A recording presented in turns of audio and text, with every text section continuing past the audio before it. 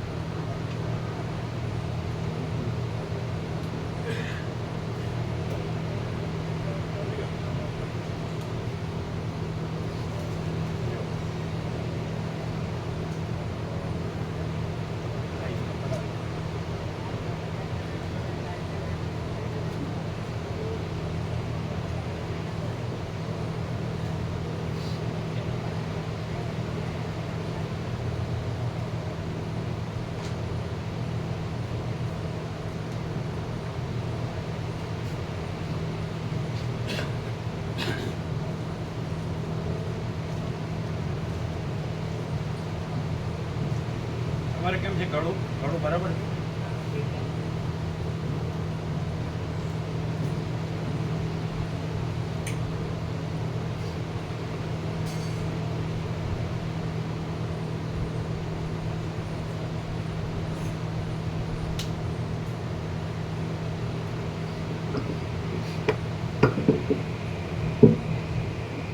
ओम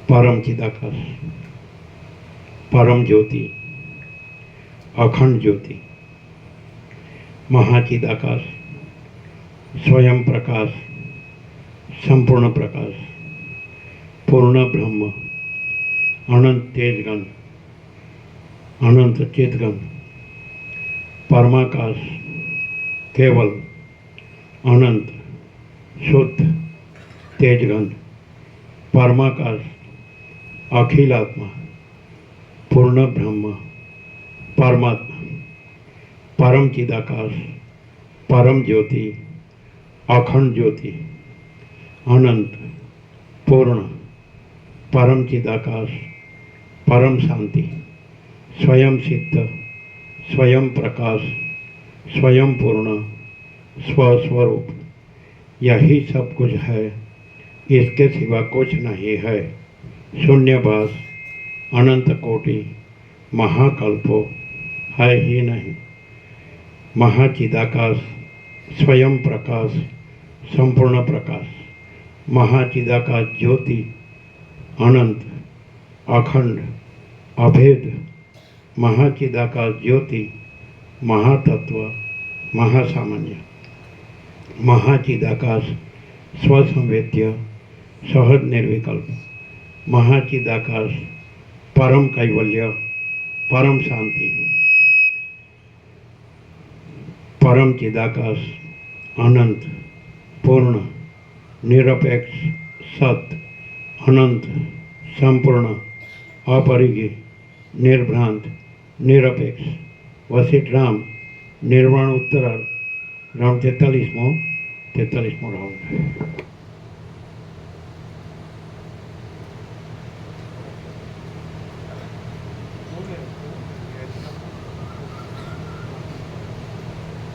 ये रखने का किया बराबर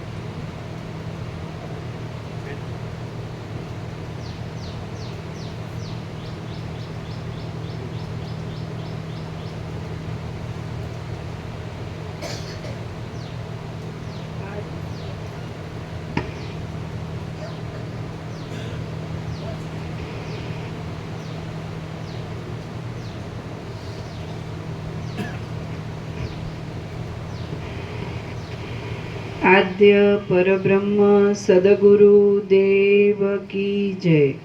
ઓમ શ્રી પરમાત્મને નમઃ. हाँ हाँ हाँ સદગ્રંથોમાં શિરોમણી શ્રી યોગ વાસિષ્ઠ મહારામાયણ નિર્વાણ પ્રકરણ ઉત્તરાર્ધ પાના નંબર 1581 સર્ગ 146મો અદ્વૈત બ્રહ્મનું વર્ણન.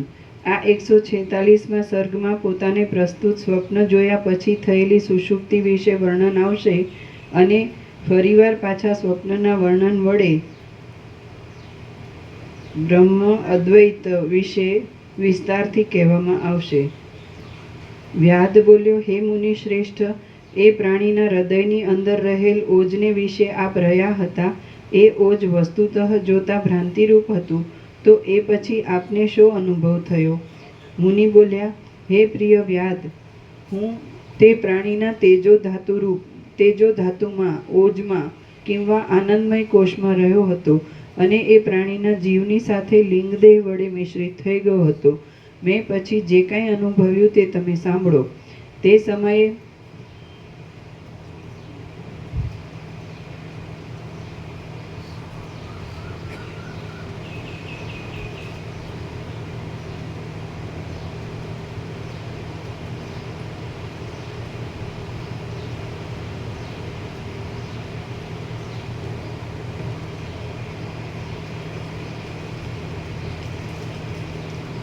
व्यापक में आ गए व्यापक में व्यापक में आ गया, व्यापक में आ गया.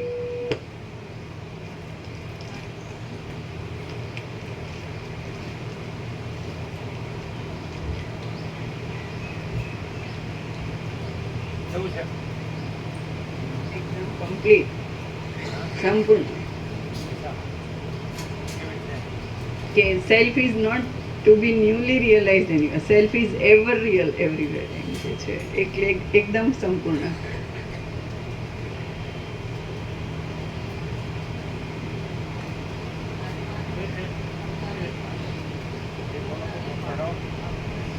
મોકલાવું અને આપો ને केतन प्रभु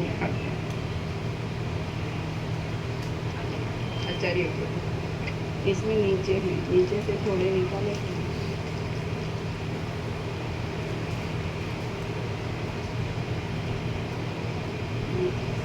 એવું છે આડું કરાય, આડું એટલે આખું દેખાય, આડું કરાય. આવ્યું ઊંચાઈ છે બરોબર.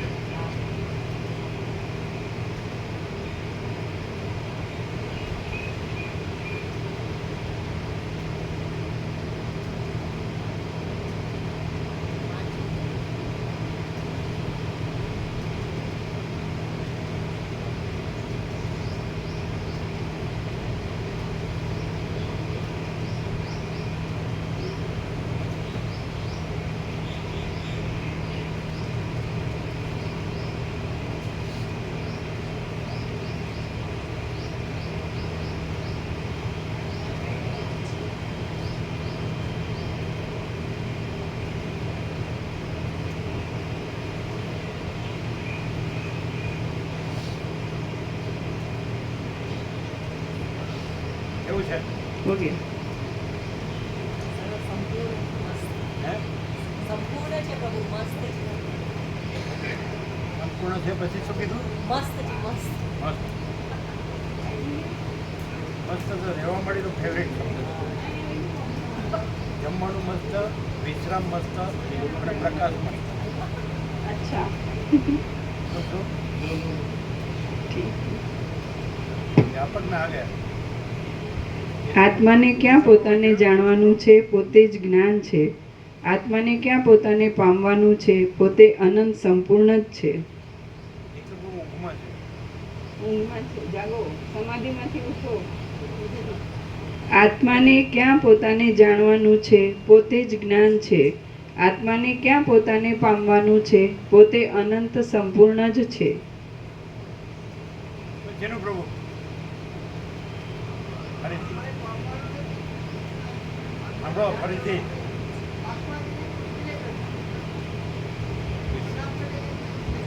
કોણ છે? આત્માને ક્યાં પોતાને જાણવાનું છે, પોતે જ જ્ઞાન છે. આત્માને ક્યાં પોતાને પામવાનું છે, પોતે અનંત સંપૂર્ણ જ છે.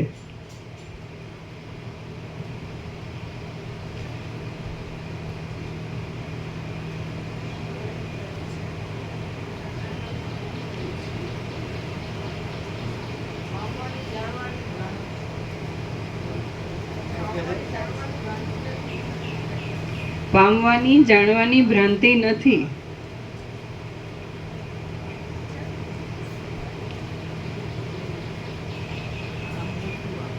આ લોકો નવા લીટ આપો, નવા લીટ આપો. જે આવ્યા હોય બાકી હોય બધાને આપો નવા લીટ. ચાલો, કેવું છે? મસ્ત એટલે શું? મસ્ત મસ્ત એટલે મસ્ત એટલે શું? મસ્ત એટલે અનંત સંપૂર્ણ.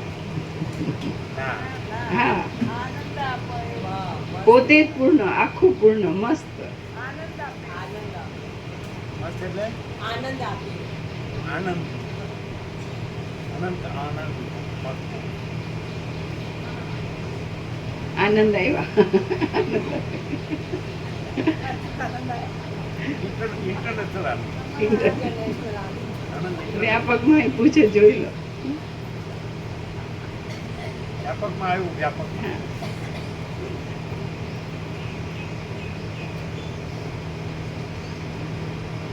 મસ્ત.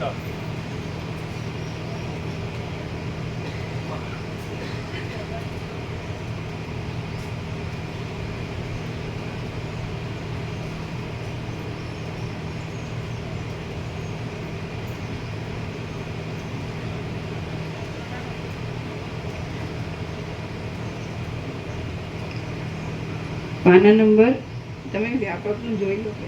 જોયું? 1581, સર્ગ 146મો, નીચેની લાઈન. મુનિ બોલ્યા, હે પ્રિય વ્યાદ, હું તે પ્રાણીના તેજો ધાતુમાં, ઓજમાં કિંવા આનંદમય કોષમાં રહ્યો હતો અને એ પ્રાણીના જીવની સાથે લિંગદેહ વડે મિશ્રિત થઈ ગયો હતો. મેં પછી જે કાંઈ અનુભવ્યું તે તમે સાંભળો. તે સમયે મહાઘોર એવો કલ્પાંતનો ભ્રમ થઈ રહ્યો હતો અને મોટા પ્રૌઢ પર્વતોને ઘાસની પેઠે વહન કરનારો પ્રલયકાળનો પવન વાતો હતો. તે થોડું આમ સ્લાઇટ, આ બાજુ. થોડું. એકદમ સ્લાઇડ.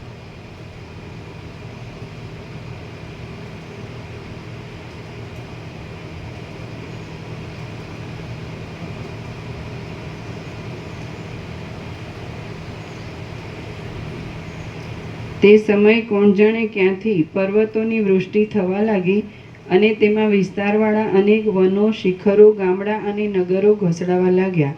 હું જ્યારે તે પ્રાણીના ઓજની અંદર તેના જીવની સાથે એકતાને પ્રાપ્ત થઈ ગયો ત્યારે તેમાં સૂક્ષ્મ રૂપે રહેલા મેં પર્વતની વૃષ્ટિ જોઈ. હું તે પ્રાણીની નાડીની અંદર રહેલા અન્ન રસના થોડા ભાગરૂપી પર્વતના ઊંચા પૂર વડે સંકુચિત આકારવાળો બની ગયો. અંધ તામસ્ત્રી જેવી અથવા અજ્ઞાનરૂપી અંધકાર વડે મિશ્ર એવી સુષુપ્તિ અવસ્થાનો અનુભવ કરવા લાગ્યો. કેટલાક સમય સુધી સુષુપ્તિ અવસ્થાનો અનુભવ કર્યા પછી ધીરે ધીરે કમળોના સમૂહની પેઠે હું જાગૃત થવા લાગ્યો. અંધકારમાં બંધ કરી રાખેલી દ્રષ્ટિ જેમ તેજના ચક્ર જેવી જોવામાં આવે છે તેમ સુષુપ્તિ અવસ્થાને પ્રાપ્ત થયેલું મારું પોતાનું આત્મતત્વ જ સ્વપ્ન ભાવને પ્રાપ્ત થઈ ગયું. સુષુપ્તિની વિશ્રાંતિનો અનુભવ કર્યા પછી મેં સ્વપ્ન નિદ્રામાં પ્રવેશ કર્યો. પછી સમુદ્ર જેમ પોતાની અંદર તરંગ આદિ અનેક વિકારોને જુએ છે, તેમ મેં તે ઓજની અંદર દ્રશ્યને જોયું. જેમ ચલન શક્તિથી રહિત નિશ્ચળ પવનની અંદર ચલન શક્તિ અભિન્ન સત્તાથી રહી હોય છે, તેમ એ ચિદાકાશરૂપ દ્રશ્ય તે સમયે મને દ્રશ્ય રૂપે જોવામાં આવતું હતું. જેમ અગ્નિ આદિમાં ઉષ્ણપણું રહે છે, જળ આદિમાં દ્રવપણું રહે છે અને મરી આદિમાં તીખાશ રહે છે, અને તેમ ચિદાકાશની અંદર જગત રહેલું છે. સ્વપ્ન સૃષ્ટિરૂપી દ્રશ્ય એક ચિદરૂપ છે. તેથી ચેતન સત્તા વડે જેમ માતાના ઉદરમાંથી બાળક પુત્રનો પ્રસવ થાય છે, તેમ સુષુપ્તિ અવસ્થારૂપી દ્રશ્યમાંથી જ તે ઉત્પન્ન થયું હતું. વ્યાધ બોલ્યો, હે વક્તાઓમાં શ્રેષ્ઠ, આપે સુષુપ્તિમાં પણ દ્રશ્ય ભાવ કહ્યો, તો સુષુપ્તિમાં શી દ્રશ્યતા રહી છે તે કહો. તે પ્રાણીના સુષુપ્તિ અવસ્થાવાળા આત્મામાંથી અથવા તમારા પોતાના સુષુપ્તિવાળા આત્મામાંથી ઉત્પત્તિવાળું જગતરૂપી દ્રશ્ય શું બીજે જ પ્રકારે ઉત્પન્ન થાય છે, અથવા તો સર્વ દ્રશ્યનો લય થઈ જતા જે સુષુપ્તિ અવસ્થાનો ઉદય થાય છે તે કાંઈ જુદા જ પ્રકારની છે? મુનિ બોલ્યા, ઘટ આદિ અને જગત આદિ ઉત્પન્ન થાય છે, ભાસે છે અને પ્રસિદ્ધ રૂપે પ્રતીતિમાં આવે છે. આ સર્વ દ્વૈત ભ્રમવાળા મૂર્ખોનો પ્રલાપ કેવળ કલ્પનાત્મક છે. વસ્તુતઃ જોતા જાત એવો શબ્દ સન્માત્રનો જ એક પર્યાય છે. તે શી રીતે છે તે તમે સાંભળો. જની ધાતુ જની પ્રાદુર્ભાવે એમ જણાવી પાણીની આદિએ પ્રાદુર્ભાવ રૂપી અર્થમાં કહ્યો છે. હવે પ્રાદુર્ભાવ શબ્દનું પણ મૂળ સ્વરૂપ જોઈએ તો તેનું મુખ્ય અંગ ભૂ ધાતુ છે. એ ભૂ ધાતુ પાણીની આદિ ઋષિઓએ ભૂ સત્તાયામ સત્તાના અર્થમાં જ કહેલું છે, અને તેને લીધે જ પ્રાદુર એવા ઉપસર્ગવાળા ભાવ શબ્દ વડે પ્રકટ રૂપે જણાતા પદાર્થોનો નિર્દેશ કરવામાં આવે છે. તે નિત્ય સિદ્ધ સ્વપ્રકાશ ચિદાત્મા રૂપે જ છે. કદાચ જાત એટલે સર્ગતઃ જાતઃ એટલે સર્ગથી સૃષ્ટિ ઉત્પન્ન થયેલો એવો અર્થ કરવામાં આવે તો પણ સર્ગ શબ્દ શ્રુત ધાતુમાંથી ભાવમાં ધંગ પ્રત્યે લાગતા સિદ્ધ થાય છે, અને ધંગનો અર્થ ભાવ અથવા સત્તા થાય છે. કહેવાય છે તેમાં એ શ્રુત ધાતુના અર્થનો અભેદ સંબંધ વડે અન્વય કરીએ એટલે સદરૂપ અર્થનો લાભ થાય છે. તેથી એ સર્ગ પણ સદરૂપ પરમાત્માથી જુદો કહી શકાતો નથી. સર્વ આપણી વિદ્વાનોની દ્રષ્ટિમાં કશું ઉત્પન્ન થતું નથી અને કશાનો નાશ પણ થતો નથી, પરંતુ સર્વ શાંત તથા જન્મ આદિ વિકારથી રહિત સદરૂપ બ્રહ્મરૂપ છે. બ્રહ્મ સત્તારૂપ છે અને જગત પણ બ્રહ્મરૂપ હોવાથી સર્વ સત્તારૂપ છે. તો પછી તેમાં કયા વિધિ નિષેધનો અવકાશ છે તે તમે જ કહો. બ્રહ્મની અંદર જે માયા શક્તિ રહેલી છે તે વડે જ અમુક પદાર્થ છે અને અમુક નથી એવો લૌકિક વ્યવહાર થાય છે, કેમ કે તે બ્રહ્મ જ માયાના યોગથી અવિવેકીઓને તેવા પ્રકારે ભાસે છે. જેમ જેમ માયા શક્તિનો વિકાસ થતો જાય છે તેમ તેમ સર્વના આત્મારૂપ બ્રહ્મ સર્વશક્તિમાન થઈ જઈને સર્વ પદાર્થ રૂપે પ્રતીત થાય છે. પરમાર્થને જાણનાર તુર્ય અવસ્થામાં સદા રહેનાર પંડિતોની દ્રષ્ટિમાં જાગ્રત સ્વપ્ન અને સુષુપ્તિ આદિ કશું છે જ નહીં, અને યથાસ્થિતપણે સર્વ રહેલું પણ છે. જેમ સ્વપ્નનગર અને સંકલ્પનગર અનુભવમાં આવતા છતાં કશું પણ વાસ્તવ સ્વરૂપ નથી, તેમ સૃષ્ટિના આરંભથી માંડી આ જગત અનુભવમાં આવતા છતાં તેનું કશું પણ વાસ્તવ સ્વરૂપ જ નથી. આ સ્વપ્ન સૃષ્ટિનો દ્રષ્ટા એવો જીવ પ્રાણ આદિ ઉપાધિવાળો આ લોકમાં સંભવે છે, પરંતુ સૃષ્ટિના આદિકાળમાં તો બીજું કશું ન હોવાથી દ્રશ્ય રહિત કેવળ શુદ્ધ ચિદાકાશ જ પ્રકાશે છે, અને તે આકાશથી પણ વિશેષ સ્વચ્છ છે. વાસ્તવિક દ્રષ્ટિએ જોતા અહીં દ્રષ્ટા કે ભોગતા કશું નથી. સર્વ એક ચિદ્રૂપ જ છે. તે કશારૂપ નથી, છતાં કંઈક આરોપિત રૂપે પ્રતીતિમાં પણ આવે છે. તેને વિશે વાણી પહોંચી શકતી નથી, તેથી મૌનનો જ આશ્રય લેવો પડે છે. સૃષ્ટિના આદિકાળમાં કારણના અભાવને લીધે ચિદાકાશની અંદર સ્વપ્નનગર અને સંકલ્પનગરની પેઠે જેવા વિવર્તનો ઉદય થાય છે તેવો જ તે ઘણા લાંબા કાળ સુધી ઠેઠ પ્રલય પર્યંત રહે છે. આમ બાળક પોતાના અંગવસ્ત્ર આદિ પર આલેખેલ વ્યાઘ્ર તથા સર્પ આદિના ચિત્રથી ભય પામે છે, અને પ્રૌઢ પુરુષ અંગવસ્ત્ર આદિમાં આલેખેલ વ્યાઘ્ર તથા સર્પ આદિથી ભય પામતો નથી. તે જ પ્રમાણે દ્વૈતરૂપ આ જે કંઈ છે તે ચિદાત્મા જ છે. અજ્ઞાનને લીધે અવિવેકી પુરુષ તેનાથી ડરે છે, પરંતુ જ્ઞાન થવાથી જ્ઞાનીને તેનો ભય થતો નથી. તત્વદ્રષ્ટિથી જોતા આદિ, મધ્ય તથા અંતથી રહિત અનંત અને અતિ સ્વચ્છ બ્રહ્મ જ ભ્રાંતિને લીધે અતિ વિકારી અને નાના પ્રકારે થઈ રહેલ ભાસે છે. બાકી તે યથાસ્થિતપણે રહેનાર છે અને સદાકાળ પ્રકાશમય છે. આ જગત વિકારવાળું જણાય છે, છતાં જ્ઞાનનો ઉદય થતાં તે વસ્તુતઃ શાંત બ્રહ્મરૂપ જ છે. શ્રી યોગ વાસિષ્ઠ મહારામાયણમાં નિર્વાણ પ્રકરણના ઉત્તરાર્ધનો સુષુપ્તિ વિચાર નામનો સર્ગ 146મો સમાપ્ત. સર્ગ 147મો જગતરૂપી દ્રશ્યનું વર્ણન. આ 147મા સર્ગમાં દ્રષ્ટાંત વડે સુષુપ્તિ અવસ્થામાંથી સ્વપ્ન અવસ્થામાં આવવાનો ક્રમ કહેવામાં આવશે, અને પોતાના પ્રથમના કુટુંબ આદિનું દર્શન તથા તેના વાસ્તવિક તત્વનું નિરૂપણ કરાશે. મુનિ બોલ્યા, હે મહાબાહો, પછી હું સુષુપ્તિ અવસ્થામાંથી સ્વપ્નાવસ્થાની અંદર આવ્યો એટલે મને આ જગતરૂપી દ્રશ્ય નીકળેલું જણાયું. તે જાણે સમુદ્રમાંથી મણિ, મોતી આદિ નીકળતા હોય તેવું જણાયું હતું, અને તે જાણે આકાશના અવયવમાંથી અથવા પૃથ્વીમાંથી કે ચિત્તમાંથી કિંવા દ્રષ્ટિમાંથી પ્રકટ થયું હોય તેવો ભાવ બતાવતું હતું. તે વૃક્ષોમાંથી જાણે પ્રફુલ્લિત થઈ ગયેલ હોય અને જાણે પ્રથમથી જ સિદ્ધ એવી કોઈ સૃષ્ટિ તે સમયે ઉત્પન્ન થઈ દેખાતી હોય તેવું જણાતું હતું. કાંઠા ઉપર અથડાયા કરતા સમુદ્રનો તે જાણે તરંગોનો સમૂહ હોય, અથવા નેત્રની અંદર મછરા, મોવાળા, બે ચંદ્ર ઇત્યાદિ ભ્રાંતિ ખડી થઈ દેખાતી હોય એવા ભાવને સૂચવતું હતું. તે જાણે આકાશમાંથી કે દિશાઓમાંથી ચાલ્યું આવ્યું હોય, અથવા પર્વતોમાંથી કે પૃથ્વીમાંથી આવિર્ભાવને પ્રાપ્ત થઈ ગયું હોય તેવું જણાતું હતું. તે જાણે હૃદયમાંથી જ બહાર નીકળ્યું હોય તેવો ભાવ બતાવતું હતું, અને જાણે આકાશમાં મેઘોનો પ્રવેશ થતો હોય તેવું જણાતું હતું, તથા જાણે વૃક્ષોમાંથી ઉત્પન્ન થયું હોય અથવા પૃથ્વીમાંથી ધાન્યની પેઠે પ્રકટ થતું હોય તેમ જણાતું હતું. જાણે અવયવોમાંથી તે બહાર નીકળી આવ્યું હોય, અથવા ઇન્દ્રિયો વડે તે જાણે પ્રકટ થઈ ગયું હોય, અથવા લુગડામાંથી પ્રકટ થતું તે કોઈ ચિત્ર હોય, અથવા મંદિરમાંથી નીકળી તે બહાર પ્રકટ રૂપે દેખાતું હોય તેમ દેખાતું હતું. જાણે આકાશમાંથી ઉડીને કોણ જાણે ક્યાંયથી આવી પડ્યું હોય તેવા ભાવને તે સૂચવતું હતું, અથવા તો જાણે પૃથ્વીમાં સંચય કરી રાખેલું પુણ્ય પરલોકમાં ફળરૂપે પ્રાપ્ત થયું હોય, કિંવા રાજાને પ્રજા તરફથી મળેલી એવી કોઈ અપૂર્વ ભેટ હોય એવું દેખાતું હતું.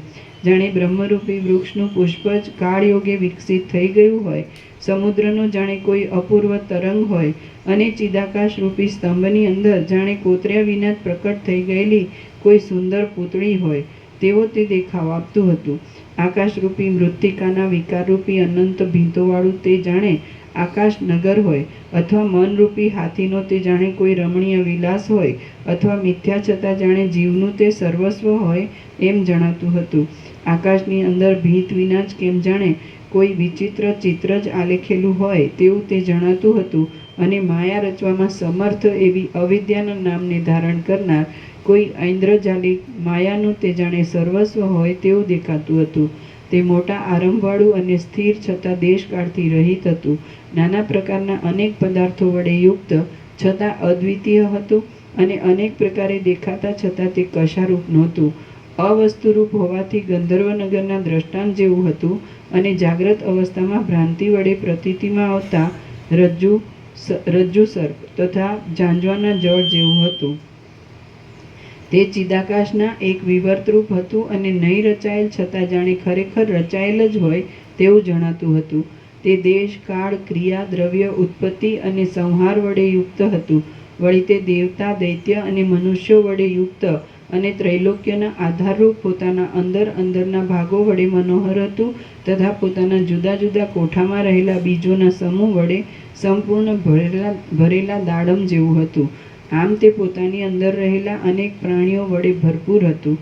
નદી, પર્વત, વન ઇત્યાદિમાં પ્રતિબિંબ રૂપે રહેલા આકાશના તારાઓ અને વાદળાથી વ્યાપ્ત હતું, અને ઘૂંઘવાટ કર્યા કરતા સમુદ્રના શબ્દ સાથે ભળી ગયેલા પવનના શબ્દ વડે શબ્દાયમાન હતું. આમ સ્વપ્નની અંદર મેં એ દ્રશ્યના સમૂહને જોયો અને તેમાં મને મારું પૂર્વનું જ ગામ તથા પૂર્વનું જ ઘર જોવામાં આવ્યા. વળી મેં તેટલી જ અવસ્થાવાળા તે જ બંધુઓ, તે જ પુત્રો, તે જ સ્ત્રી અને તે જ ઘર દીઠા.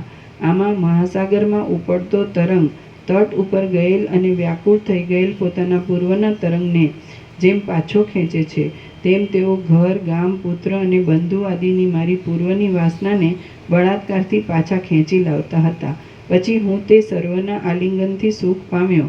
હું તે સમયે તે વાસનાથી ખેંચાયો હતો, તેથી પૂર્વની સ્મૃતિને સાવ ભૂલી ગયો હતો.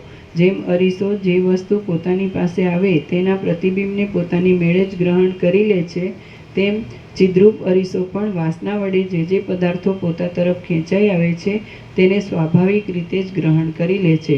હે પ્રિય વ્યાધ, સર્વ ચિદાકાશ રૂપ જ છે એવો જેને બોધ થઈ ગયો હોય છે તે વાસનામય દ્વૈત પ્રપંચ વડે ખેંચાતો નથી. તે તો કેવળ પોતાની સ્વસ્વરૂપ સ્થિતિમાં જ આરૂઢ રહે છે. જ્ઞાન વડે સુશોભિત એવી જેની નિર્મળ સ્મૃતિ કોઈ દિવસ પણ નાશ પામતી નથી, તેને આ દ્વૈતરૂપી પિશાચ કાંઈ પણ બાદ કરતો નથી.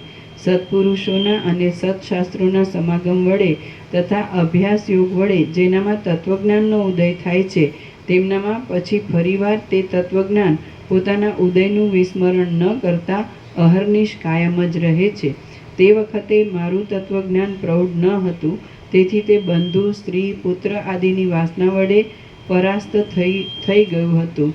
પરંતુ આજે તો દુર્વાસનાનો સમૂહ મારી બુદ્ધિને બાધિત કરવાને સમર્થ નથી અને હવે તો તે કશા હિસાબમાં નથી.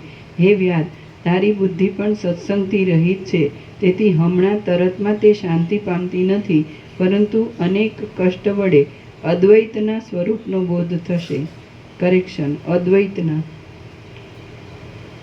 પરંતુ અનેક કષ્ટ વડે અદ્વૈતના સ્વરૂપનો બોધ થશે અને સાધનોના અભ્યાસના પરિશ્રમથી જ્ઞાનનો ઉદય થશે, એટલે તે શાંતિને પ્રાપ્ત થઈ જશે. વ્યાધ બોલ્યો, હે મહારાજ, આપ જે કહો છો તે સત્ય છે, કેમ કે આપના આવા પવિત્ર અને બોધ ઉત્પન્ન કરવાવાળા વચનો વડે પણ મારી બુદ્ધિ પરમ પદમાં વિશ્રાંત થતી નથી. આ સદ્વસ્તુ અનુભવમાં આવતા છતાં પણ આમ થતું હશે કે નહીં થતું હોય એવા સંશયોનો સમૂહ હજી અદ્યાપી શાંત થતો નથી. અહો, અભ્યાસ વડે સુદૃઢ બની ગયેલી આ અવિદ્યા, અધ્યાસ વડે સુદૃઢ બની ગયેલી આ અવિદ્યા દુરંત છે. તે વસ્તુતઃ જોતા છે જ નહીં, તેથી તે શાંત જ છે, છતાં હજી પણ શાંત થતી નથી. ઉત્તમ શાસ્ત્રો, ગુરુ પરંપરા અને વિચાર ઇત્યાદિ વડે મનોહર અંગવાળા સત્સંગથી પદ પદાર્થ વિશે વિવેક બુદ્ધિ ઉત્પન્ન થાય છે. તે વિવેક બુદ્ધિના અભ્યાસથી તત્વજ્ઞાન પ્રગટે છે. તે તત્વજ્ઞાનના ક્રમથી આ જગતનો ભ્રમ શમી જાય છે. બાકી બીજા કોઈ પણ પ્રકારથી તે શાંત થતો નથી એવો મારો દ્રઢ નિશ્ચય છે. શ્રી યોગ વાસિષ્ઠ મહારામાયણમાં નિર્વાણ પ્રકરણના ઉત્તરાર્ધનો સ્વપ્નોપલંબન નામનો સર્ગ 147મો સમાપ્ત. સર્ગ 148મો સ્વપ્નની સત્યતા તથા અસત્યતા વિશે. આ 148મા સર્ગમાં સ્વપ્નની સત્યતા અને અસત્યતા વિશેનો હેતુ કહેવાશે અને જાગ્રત, સ્વપ્ન તથા સુષુપ્તિની એકતા અને ચિદાકાશના સર્વરૂપ થઈ રહેવા વિશે વર્ણન કરવામાં આવશે. વ્યાધ બોલ્યો, હે મુનિશ્રેષ્ઠ, જો આપ કહો છો તેમ જ હોય તો કેટલાક સ્વપ્નમાં સત્યતા અને કેટલાકમાં અસત્યતા કેમ હોય છે? સ્વપ્ન દ્રષ્ટિ વડે જોતા મારા ચિત્તમાં આ એક મોટો સંશય ઉત્પન્ન થાય છે. મુનિ બોલ્યા, ચિદાત્માની અંદર સ્વપ્ન અવસ્થામાં યોગ્ય દેશ, કાળ, ક્રિયા અને દ્રવ્યના સંયોગથી જે સંકલ્પ કાકતાલીયની પેઠે નિશ્ચય રૂપે ઉદય પામે છે તે સત્ય સ્વપ્ન નામે કહેવાય છે. મણિ, મંત્ર, ઔષધિ અને દ્રવ્યરૂપી નિમિત્ત વડે કોઈ સ્થળે તેનો વ્યભિચાર થતો નથી, તે બરાબર મળે છે, અને કોઈ સ્થળે સાધન સંપત્તિના અભાવે વ્યભિચાર પણ જોવામાં આવે છે, પરંતુ શાસ્ત્ર મર્યાદા પ્રમાણે તેને સત્ય સ્વપ્ન નામ વડે કહી શકાય છે. લોકોમાં આ પ્રમાણે સત્ય સ્વપ્નની સ્થિતિ રહેલી છે, એટલે તેના સત્ય અને અસત્યપણામાં કાકતાલીય ન્યાય વિના બીજું નિયામક સાધન મળતું નથી. હિરણ્યગર્ભ આદિના સંકલ્પનું સ્ફુરણ જ્યાં જેવો નિશ્ચય બાંધી બેસે છે, ત્યાં સત્ય સંકલ્પતાને લીધે તેનો સ્વભાવ જ તેવા ફળ વડે યુક્ત હોવાથી તેવા રૂપે થઈ જાય છે. કદાચિત તે હિરણ્યગર્ભના નિશ્ચયને કોઈ બીજા સિદ્ધનો વિરુદ્ધ સંકલ્પ પ્રતિબંધકારક હોય તો પણ તે હિરણ્યગર્ભના પ્રૌઢ નિશ્ચયને પ્રતિબંધ કરી શકે નહીં. તે તો હિરણ્યગર્ભના સંકલ્પને અનુકૂળ રીતે જ ઉદય પામે છે. વસ્તુતઃ જોતા બહાર અને અંદર કોઈ ઠેકાણે કોઈ પણ પદાર્થો નથી, પણ એક ચિદાકાશ જ છે. તે જેવી દ્રઢ ઈચ્છા કરે છે તેવા અનેક જગત રૂપે પોતે થઈ જાય છે. શાસ્ત્ર આદિ પ્રમાણના બળથી આ સ્વપ્ન સત્ય છે એવો અંદર દ્રઢ નિશ્ચય બંધાઈ ગયો હોય તો તે તેવે સત્યપણે ઉદય પામી અનુભવમાં આવે છે. પછી શાસ્ત્ર આદિ પ્રમાણના સંશયને લીધે જો તેમાં કાંઈ સંદેહ હોય તો તે સંદિગ્ધ રૂપે અનુભવમાં આવે છે. જો સ્વપ્નના સત્યપણા વિશે કલ્પના થઈ હોય તો કદાચિત તે ધારેલું ફળ બીજા કોઈ કારણથી પ્રાપ્ત થાય તો પણ આ ફળ સ્વપ્ન સૂચવેલું છે એમ તે મનુષ્ય પોતાના નિશ્ચય પ્રમાણે સમજે છે. ત્રણેય લોકની અંદરના સર્વ પદાર્થો તે પુરુષના પોતાના આત્માની અંદર ઘણા કાળના લાંબા પરિચયથી દ્રઢ રીતે આરૂઢ થયેલા હોય છે. ઘણા લાંબા સમયે તે થોડા જ સમયમાં તે દેશ, કાળ અને યત્ન ઇત્યાદિના યોગથી પોતાના પૂર્વ સ્વભાવને છોડી દે છે. કેવળ એક ચિદાકાશ જ પોતાના સ્વભાવને છોડતું નથી અને તે જ સત્ય છે. કેવળ એક ચિદાકાશ જ પોતાના સ્વભાવને છોડતું નથી અને તે જ સત્ય છે. સૃષ્ટિના આદિકાળથી માંડીને એ ચિદાકાશનો જ આ જગત એક વિવર છે. એ વિશાળ ચિદાકાશ જ પોતાની ઈચ્છા પ્રમાણે ઇતર વસ્તુઓની સત્તાને વિસ્તારે છે. એક ચિન્માત્ર બ્રહ્મને છોડી બાકી બીજું સર્વ નિરંતર ચિદરૂપે સત્ય છે અને આરોપિત રૂપે અસત્ય છે. તેમજ નિયમ વડે યુક્ત અને નિયમથી રહિત છે એમ તમે સમજો. સદરૂપ એવું બ્રહ્મ જ સર્વરૂપ થઈ રહેલું છે, બીજું કશું છે જ નહીં.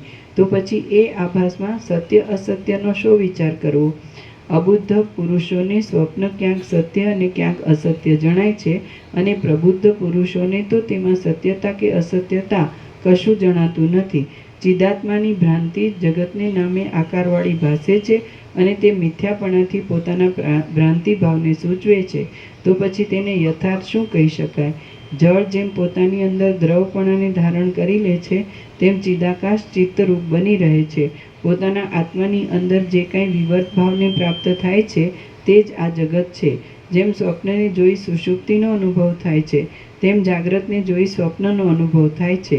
માટે હે મહાબુદ્ધિશાળી, આ જાગ્રત તે સ્વપ્ન જ છે એમ સમજો અને સ્વપ્નને જાગ્રત રૂપે સમજો. હવે કરેક્શન છે, થોડાક શબ્દો આગળ છે ને પછી બીજું પાછળ છે.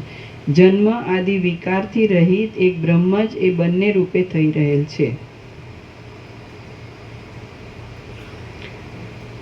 જન્મ આદિ વિકારથી રહિત એક બ્રહ્મ જ એ બંને રૂપે થઈ રહેલ છે. દ્રશ્યથી રહિત એક ચિદાકાશનો જ આ સર્વ વિવર છે અને તેની અંદર જાગ્રત, સ્વપ્ન અને સુષુપ્તિ આદિ સંજ્ઞાઓ પર્યાય શબ્દની પેઠે કલ્પવામાં આવી છે. અહીં કોઈ પણ જાતનો દ્રઢ નિયમ કે અનિયમ એવું કશું નથી. સ્વપ્ન આદિ રૂપે વિવર્ત ભાવથી દેખાતા ચિદાકાશની અંદર નિયતિની, એક ચોક્કસ નિયમની અને અનિયતિની, અનિયમિતપણાની કલ્પના ક્યાંથી હોય તે તમે જ કહો. જ્યાં સુધી ચિત્ત દ્રશ્યરૂપી સ્વપ્નની અંદર છે એવું ભાન હોય છે ત્યાં સુધી તે જ બંધનરૂપ થાય છે. માટે તત્વવેત્તાએ ચિત્તને બહિર્મુખ ન થવા દેતા નિયમમાં રાખવું. પોતાની મેળે જ યથેચ્છ ગતિ કરનારી પવનની રેખાની પેઠે ચિદાત્મા પણ વિના કારણે જ બહિર્મુખ થાય છે. તેમાં વળી ચોક્કસ નિયમની કલ્પના કેવી હોય અને ક્યાંથી હોય? ચિદાત્મા બહિર્મુખ થાય છે તેમાં કદાચિત આકાર આદિને કારણરૂપ કલ્પવામાં આવે તો પણ જ્યારે આ સૃષ્ટિ જ કારણ વિના પ્રતીતિમાં આવે છે ત્યારે તે ચિદાકાશથી જુદી ક્યાં રહી? આમ તે ચિદાકાશ રૂપ જ છે અને આકાર આદિ કશું તેનાથી જુદું કહી શકાતું નથી. બાકી એટલો તો ચોક્કસ નિયમ છે કે ચિદાકાશ જ્યારે જેવા પ્રકારે વિવર્ત ભાવને પામે છે ત્યારે વ્યાવહારિક, પારમાર્થિક કે પ્રાતિભાષિક રૂપે તેની પ્રતીતિ થાય છે. તેમાં બીજો તફાવત થતો નથી. સ્વપ્નમાં કોઈક સમયે સત્યતા અને કોઈક સમયે અસત્યતા પણ જોવામાં આવે છે. તેમાં કશો ચોક્કસ નિયમ નથી. તેથી કાકતાલીયની પેઠે તેની અતર્ક્ય ગતિ ભાસે છે. કેટલાક વિષયમાં પોતાના પુરુષ પ્રયત્ન વડે મણિ, મંત્ર, ઔષધ આદિના પ્રભાવથી સ્વપ્નમાં પણ સત્યતાનો નિયમ દેખાય છે અને તે જાગ્રતમાં પણ અનુભવમાં આવે છે. પણ વસ્તુતઃ જોતા જાગ્રત અને સ્વપ્ન એ બંને ચિદાકાશનો એક વિવર છે. તેમાં શી ભિન્નતા રહી છે? જાગ્રતમાં અને સ્વપ્નનગરમાં દ્રશ્યનો અનુભવ સરખો થવાથી તે બંને સરખા જ છે. વસ્તુતઃ જોતા જાગ્રત સંભવતું જ નથી. જે જાગ્રત શબ્દ વડે કહેવામાં આવે છે તે પણ સુષુપ્તિથી રહિત આત્માનું સ્વપ્ન જ છે અને તે જગત રૂપે કહેવાય છે. ચિદાકાશ છે અને બીજું નથી અને બીજું થતું નથી. એને જાગ્રત, સ્વપ્ન, સુષુપ્તિ અથવા સૃષ્ટિથી પ્રલય અથવા જે કંઈ જન્મ, જીવન, મૃત્યુ અથવા કોઈ પણ દ્વૈત કે દ્વંદ્વ કે વિવર્ત કે કાંઈ પણ વિકલ્પ, તો આ બધું છે એ ભેગું જ છે. જેમ સૂર્યનારાયણ ભગવાનનો પ્રકાશ અને આખું દ્રશ્ય ભેગું જ છે. તો આ સૂર્યનારાયણ ભગવાનનો પ્રકાશ છે અને આ દ્રશ્ય છે, એ બંને કેવી રીતે ડિસ્ટિંગ્વિશ કરવું? એમ ડિસ્ટિંગ્વિશ એટલે વિવેક, કે આ સૂર્યનારાયણ ભગવાનનો પ્રકાશ છે અને આ દ્રશ્ય, કારણ કે ભેગું જ છે અને જુદું પાડી શકાય જ. એમાં આ ચિદાકાશ છે અને આ જાગ્રત, સ્વપ્ન, સુષુપ્તિ જે ભેગું જ છે એને જુદું પાડી જ ન શકાય. તો કઈ રીતે ઓળખશો કે આ ચિદાકાશ છે અને આ જાગ્રત, સ્વપ્ન, સુષુપ્તિ છે?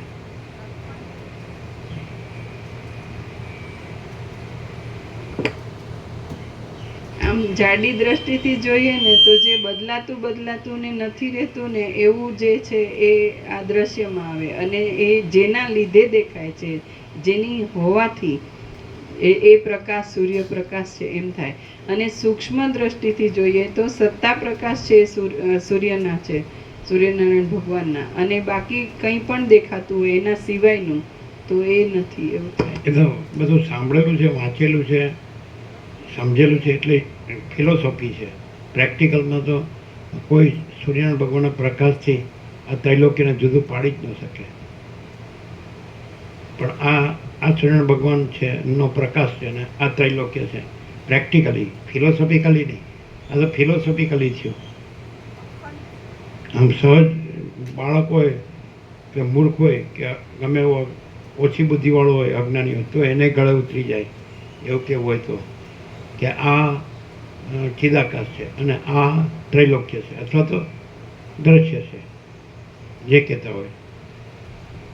ફિલોસોફિકલી નહીં, પ્રેક્ટિકલી.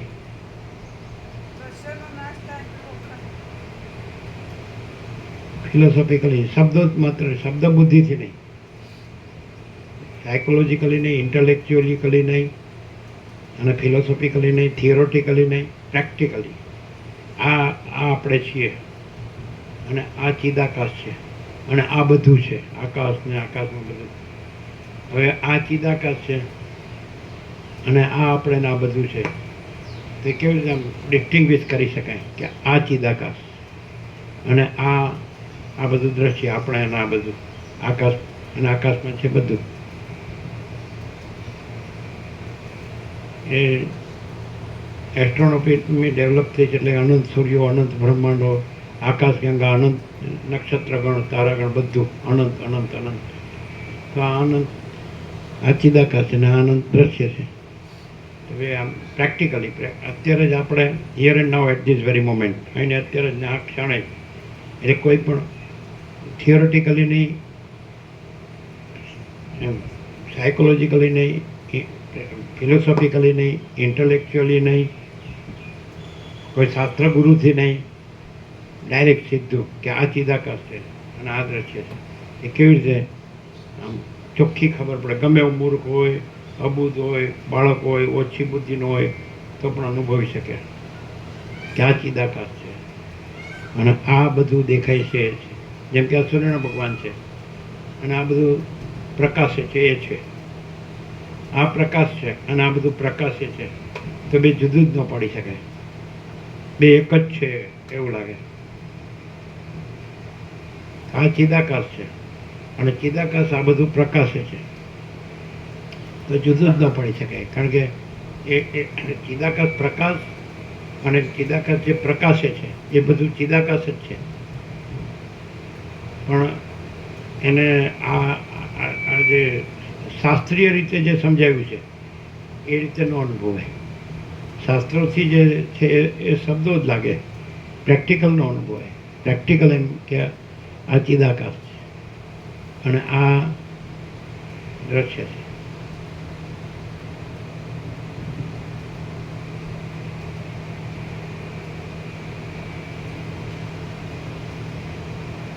પ્રકાશ એક જ છે. પ્રકાશ તો કોમન છે, કોમન ફેક્ટર. એમ કે આપણે ચિદાકાશ કહીએ તો પણ પ્રકાશ છે, અને આ બધું છે એ પ્રકાશ જ આ બધું પ્રકાશી રહેલ છે, એટલે આ બધું પણ પ્રકાશ છે. સમજાય કે નહીં? બોલો, કોઈ ન કહી શકે, અને કોઈ દિવસ આ પ્રક્રિયામાં ન મળે, શાસ્ત્રગુરુમાં ન મળે.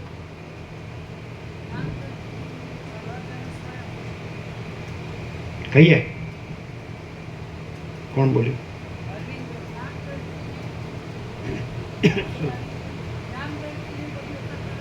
શું છે?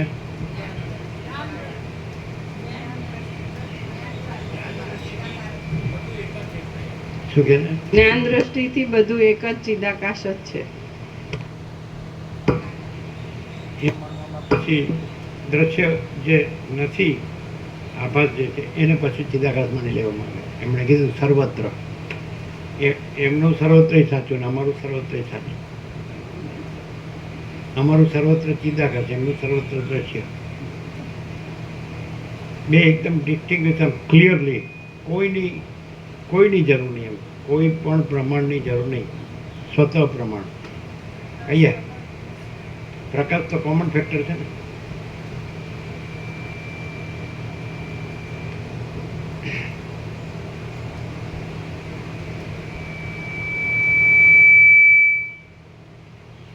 ચિદાકાશ ઇક્વલ ટુ લખો તો લખી દો, અમે લખી દઈએ.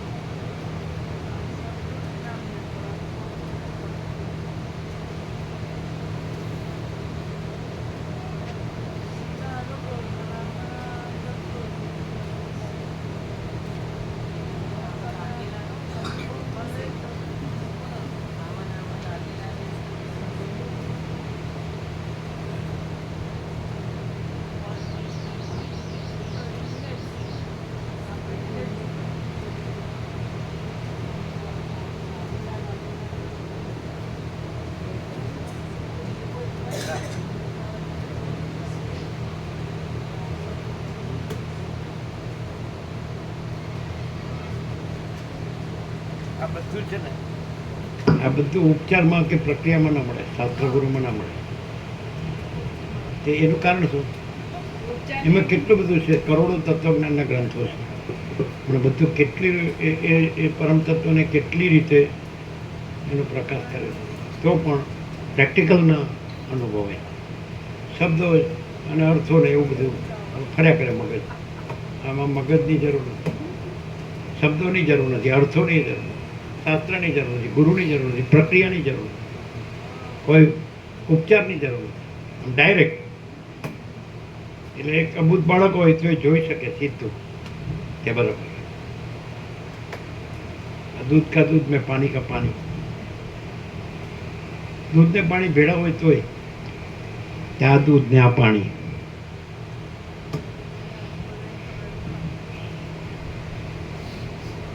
बोलो साइंस में निश्चयांतन ની ક્રિયા છે. એટલે દૂધમાં પાણી હોય તો એને ઉકાળો એટલે જે પાણી નિશ્ચંદિત જળ હોય, ચોખ્ખું જળ હોય, એ ટ્યુબમાં એકઠું થઈ જાય અને ચોખ્ખું દૂધ રહે. એટલે આ નિશ્ચંદન છે, ડિસ્ટિલેશન. આ ડિસ્ટિલેશન છે, પ્રેક્ટિકલ, પ્રત્યક્ષ. નો શાસ્ત્ર, નો ગુરુ, નો થિયરી, નો પ્રક્રિયા અને નો ઉપચાર, અજ્ઞાન જ્ઞાન બંધ મોક્ષ, કોઈ ખટપટ નહીં, ગળભાંગ નહીં, ગળમથલ નહીં, કડાકોટ નહીં, सीधो डायरेक्ट जो है सो है. बोलो ऐसा है कि नहीं है? ऐसा लगता है?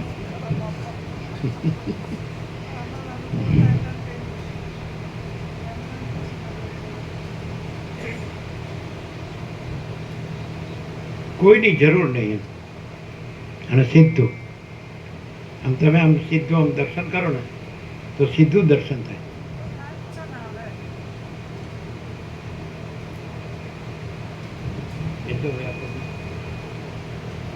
अभी व्यापक में भेजते हैं.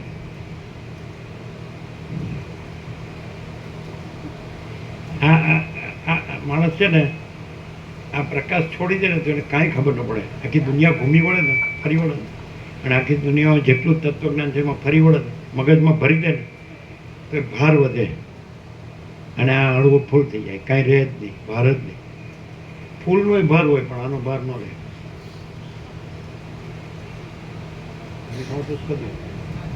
આવી ગયો વ્યાપકમાં. नोट उसको बताओ.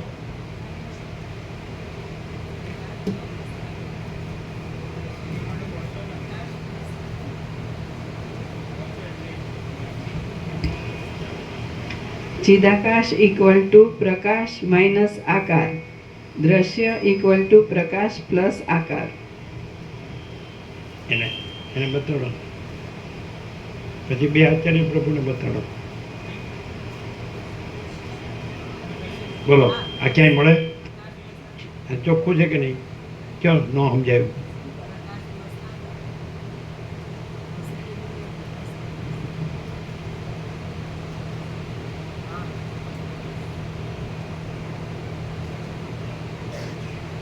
કેવું છે?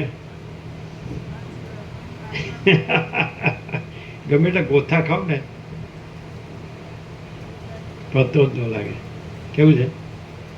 કેવું છે? અમારું સર્વત્ર ને તમારું સર્વત્ર.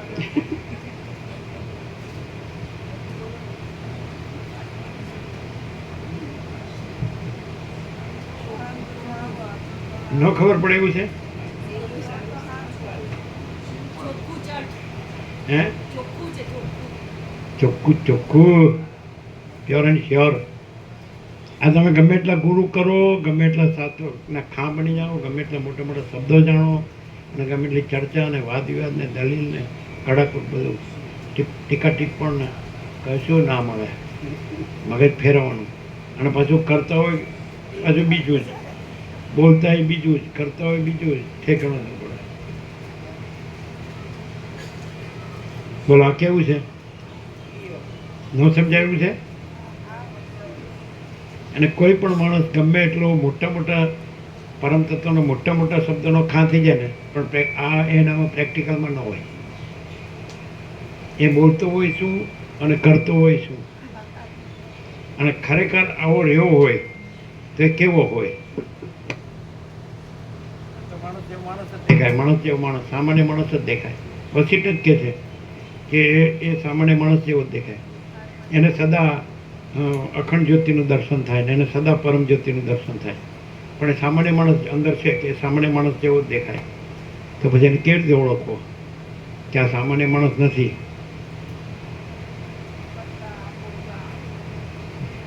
કારણ કે સ્વાભાવિક એનું જે બધું હોય ચલણ વલણ એ તો સામાન્ય માણસ જેવું જ હોય. એને પણ આખું જે એનેટોમી હોય, આખું શરીર વિજ્ઞાન હોય, એ તો દરેકના જે ફંક્શન હોય, જે ઓર્ગન્સ હોય, એ તો એવા જ હોય, બધા જેવા જ હોય. એ જીવતો જાગતો હોય, બોલતો ચાલતો હોય, ખાતો પીતો હોય, ઉઠતો બેસતો હોય, સૂતો જાગતો બેસતો હોય, આવતો જતો હોય, બોલતો ચાલતો હોય, બધું કરતો હોય, બધી સ્વાભાવિક ક્રિયા જે કે કર્મ હોય બધું હોય, છતાં એ નથી અને એ આ છે. હાઉ યુ કેન રિકોગ્નાઇઝ કહેવાય કે રિયલાઇઝ કહેવાય?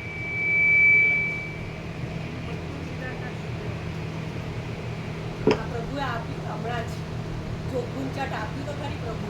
ચિદાકાશ ઇઝ ઇક્વલ ટુ પ્રકાશ માઇનસ આકાશ. એની અંદર આ પ્રકાશ થઈ ગયો ને, જે ચિદાકાશ જ નહીં, આવો જ જે હોય અને એ આ ન હોય, આ બીજું કાંઈ ન હોય, તો એ તો કેવી રીતે ડિસ્ટિંગ્વિશ કરી શકાય, કેવી રીતે ઓળખી શકાય? કારણ કે એ બધા જેવો જ લાગતો હોય. એ ભલે લાગતો હોય બધા જેવો, પણ એની અંદરથી શું આવે છે, બધાને અનુભવ શેનો થાય છે એના ઉપરથી એ ઓળખાય. એની અંદર કોઈ સીમિતતા ના હોય. અને આજે જે આજ સુધીમાં સાંભળ્યું હોય બ્રહ્મ, પરમાત્મા, જે કંઈ શબ્દો, ભગવાન, તો એનો પ્રકાશ આખો સંપૂર્ણતામાં હોય. એમાં કંઈ બાદ કરીને કરવાનું કે કંઈ સાપેક્ષતા કાઢીને પછી એવું ના હોય કે કોઈ સીમિતતા, સંકુચિતતા ના હોય. એની અંદરથી એનું બધું ચલણ વલણ કંઈ પણ જોવે, વ્યવહાર જોવે, તો એ સંપૂર્ણ પ્રકાશ સિવાય બીજું ના હોય. અને માણસોમાં સંકુચિતતા એટલી બધી હોય કે એમાં આ હું ને જગત, એમાંય નાના નાના કુંડાળા, અને ભગવાનના નામે કુંડાળા, માયાનાય કુંડાળા, અને એમાંથી બહાર જ ના નીકળે. અને આ પ્રકાશનો બહાર નીકળે, ઘરના જ કાઢે બાંધીને, કાઢે એટલું જ નહીં, બાળે.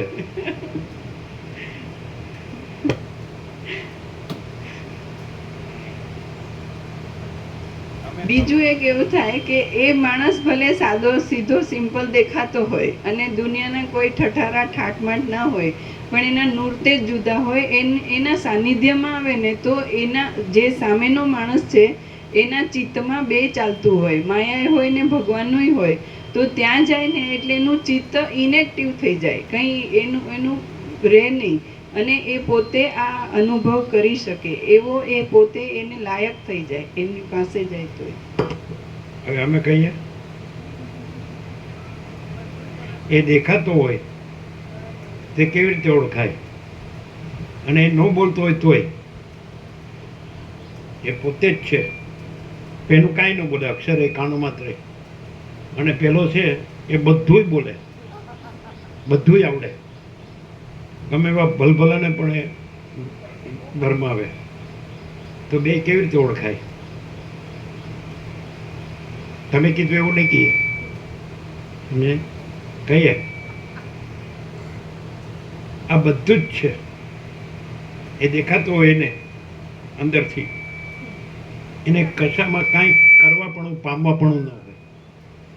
અને પેલું હોય ગમે એટલો ખાવ હોય તેને એને કરવા પણ પામવા પણનો પાર જ ન આવે, મરી જાય તોય એમ કે હજી કંઈક અધૂરું છે, હજી કંઈક રહી ગયું, હજી કંઈક રહી ગયું, હજી. અને આને જવાય સહાય કેમ? તમે કીધું એમ નથી કીધું, આ બધું જ છે. એમાં એને કહો કે આ બધા કંઈક કરે છે ને, અને બધાને કંઈક મળતું હોય એવું લાગે છે ને.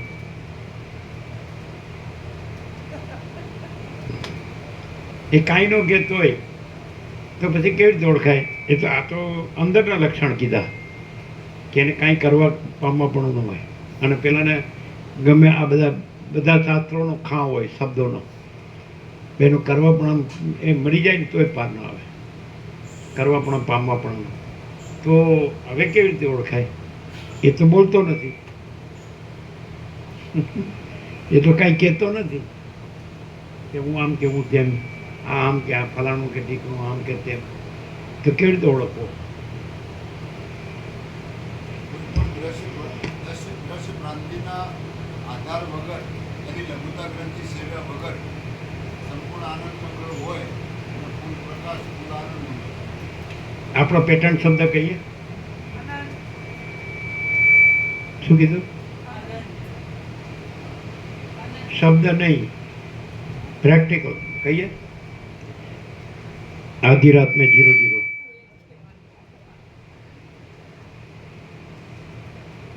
કોઈના બાપની સાડી બાર નહીં. પ્રેક્ટિકલ. ગોલ્ડન જ્યુબિલી વર્ષ ચાલે છે આ દેશમાં, 50મું વર્ષ. અનુભવ્યું છે?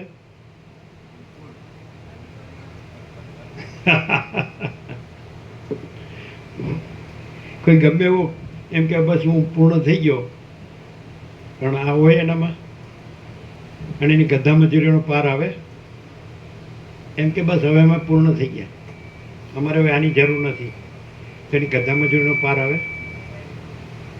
એને ભાગમ ભાગનો, એને ભમવાનો, આ બધા ભમવાનો ગમે ને જતા અહીં અહીં જવું છે, અહીં આવું છે, અહીં આવું છે, અહીં આવું કરવાનું છે, અહીંયા આ જાણવાનું છે, આ પામવાનું છે, અહીં કાંઈક મળ્યું, અહીં કાંઈક મળ્યું, અહીં કાંઈક મળશે, અહીં કાંઈક મળશે. ચિત્ત ભ્રમ, સિઝોફ્રેનિયા સિવાય કાંઈ નહીં. એ નહીં. અને અહીંયા 17 અક્ષરમાં પહેલું જ છે પરમ કૈવલ્ય, પરમ શાંતિ, અનંત સંપૂર્ણ. અને બીજું જ છે પરમ કૈવલ્ય, પરમાકાશ, અનંત સંપૂર્ણ. અને ત્રીજું જ છે પરમ કૈવલ્ય, મહાસામાન્ય, અનંત સંપૂર્ણ. અને ચોથું છે પરમ કૈવલ્ય, સ્વયં પ્રકાશ, અનંત સંપૂર્ણ. અને પાંચમું છે પરમ કૈવલ્ય, સચ્ચિદાનંદ, અનંત સંપૂર્ણ છે. અને છઠ્ઠું છે પરમ કૈવલ્ય, એકરૂપતા, અનંત સંપૂર્ણ. અને સાતમું છે પરમ કૈવલ્ય, નિરપેક્ષ સત, અનંત સંપૂર્ણ. અને આઠમું છે પરમ કૈવલ્ય, પરમ તત્વ, અનંત સંપૂર્ણ. અને નવમું છે પરમ કૈવલ્ય, પરમ સત્તા, અનંત સંપૂર્ણ. અને 10મું છે પરમ કૈવલ્ય, પરમ બ્રહ્મ, અનંત સંપૂર્ણ. અને 11મું છે પરમ કૈવલ્ય, પરમ આત્મા, અનંત સંપૂર્ણ. અને 12મું છે પરમ કૈવલ્ય, પરમ પદ, અનંત સંપૂર્ણ. અને 13મું છે પરમ કૈવલ્ય, પૂર્ણ વિશ્રાંતિ, અનંત સંપૂર્ણ. અને 14મું છે પરમ કૈવલ્ય, પરમ જ્યોતિ, અનંત સંપૂર્ણ. અને 14મું છે 15મું પરમ કૈવલ્ય, અખંડ જ્યોતિ, અનંત સંપૂર્ણ. 16મું પરમ કૈવલ્ય, પરમ તેજ, અનંત સંપૂર્ણ.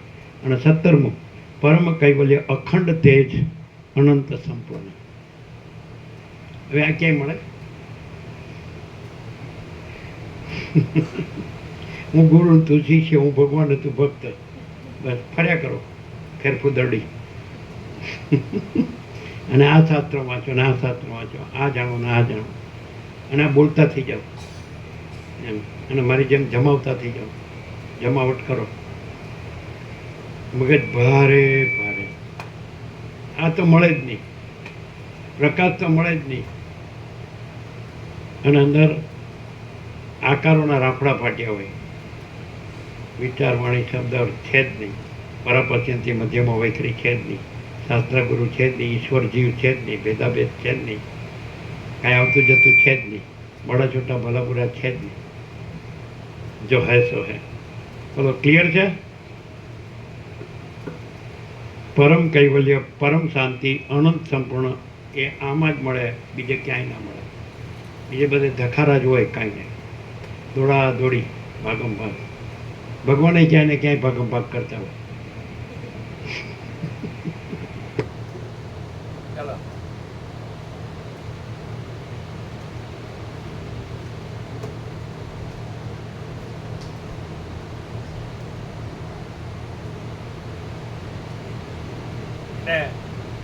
એટલે કે માણસ સાંભળ્યું અને યાદ રહ્યું અને બોલતા આવ્યું, તેટલું જ પૂરતું છે?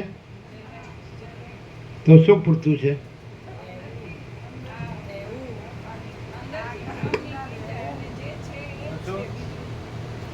અંદરથી ભ્રમ નીકળી જાય, હું જગત બધા આકારોના ક્લિયર થઈ જાય અને જે છે એ જ છે, બીજું કંઈ થયું જ નથી અને એ પોતાનો સ્વભાવ છોડતું નથી. એ પરમ શાંતિ છે. એટલે આકાર છે ને નીકળી જાય. ભ્રમ રાખ્યા હોય. શું કહે આનંદ પ્રભુ?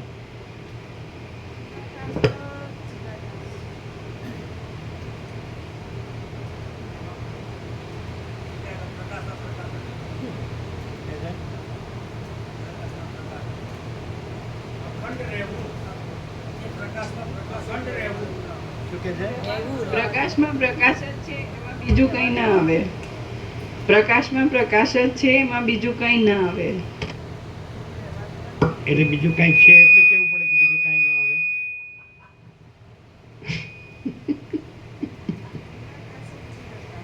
એ તમારા વિદ્યાર્થી કેટલા થયા? 317 કહેતા હતા ને?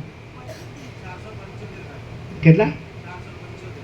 475. અને પેલા વિવેક પ્રભુ કહેતા કે રિસ્ક રિસ્ક રિસ્ક જેવું છે. એટલે કેટલે સુધી થાય તો રિસ્ક ન કહેવાય? 350 સુધી. પણ વધે તો બેસાડો ક્યાં ને? ટાઈમ કેવી રીતે લ્યો? બધાને કેવી રીતે લ્યો? અલગ અલગ હોય 2 કલાક માટે જ આવે બધા 2 કલાક માટે જ આવે ને. બીજા જાય બીજા એક સાથે 5 7 2 4 બધા 2 કલાક થઈ જાય બીજી 5 એટલે એવા પાછા અનુભવી શિક્ષક હોય ને માસ્ટર, સારું રિઝલ્ટ લાવે એવા. આ બધામાં આપણે ફૂલ્લી ફેલ.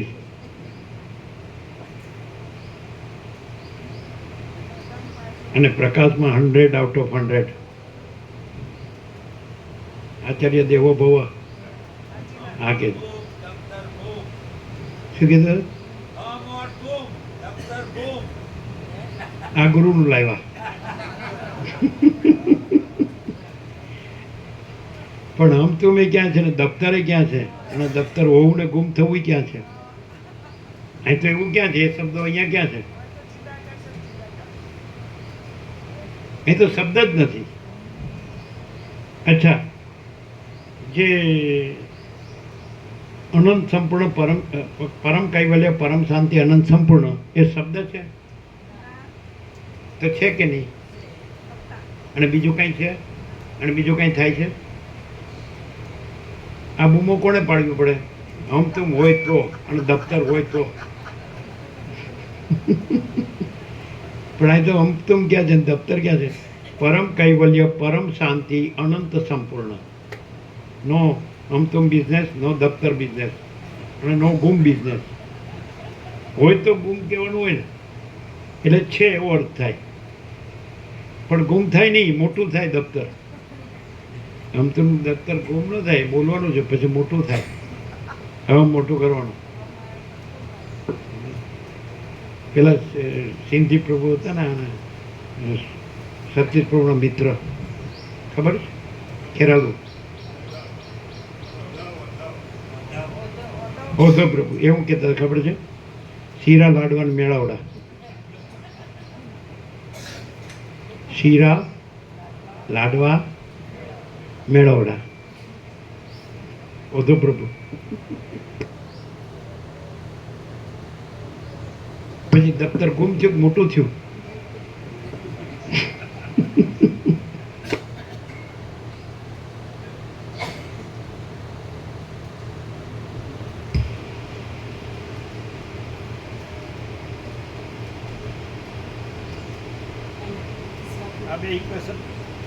આ બે ઇક્વેશન કેવા છે?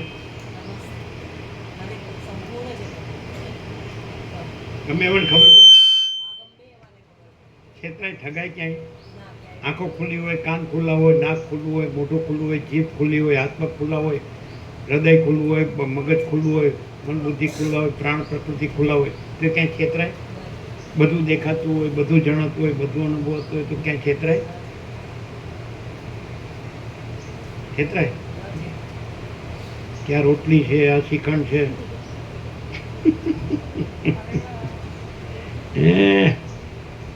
અને ગમે એવું ખાવ હોય ને તો રોટલી એક બાજુ અને શ્રીખંડ અંદર યોગ્ય હોય. આ તો દ્રષ્ટાંત છે, એમાં બધું સમજી લેવાનું. ચાલો.